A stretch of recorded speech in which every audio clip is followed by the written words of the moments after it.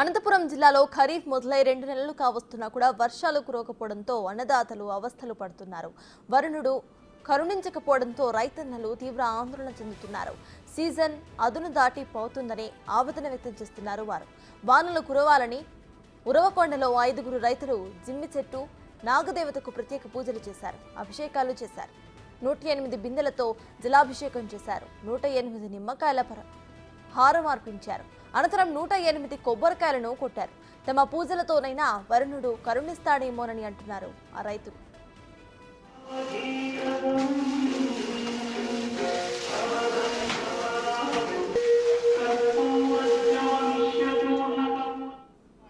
నూట 9 కడవల నీళ్లు, 109 నిమ్మకాయలు చేసి 110 టెంకాయలు చేసి కొట్టినాము.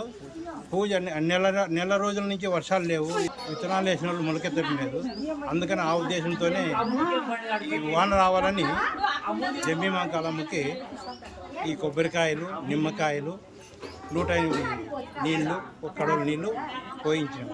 ఉరవకొండ 7వ వార్డు చెంగిలిగిరి వీధి జమ్మంకాళమ్మ చెట్టుకి వర్షం కోసము మేము పూజలు చేసినాము. 111 టెంకాయలు కొట్టినాము, 111 నిమ్మకాయలు కోసేసినాము, 111 నీళ్లు పోసినాము. కాబట్టి అమ్మగారి వర్షం కోసము మేము ఈ పని చేసినామండి.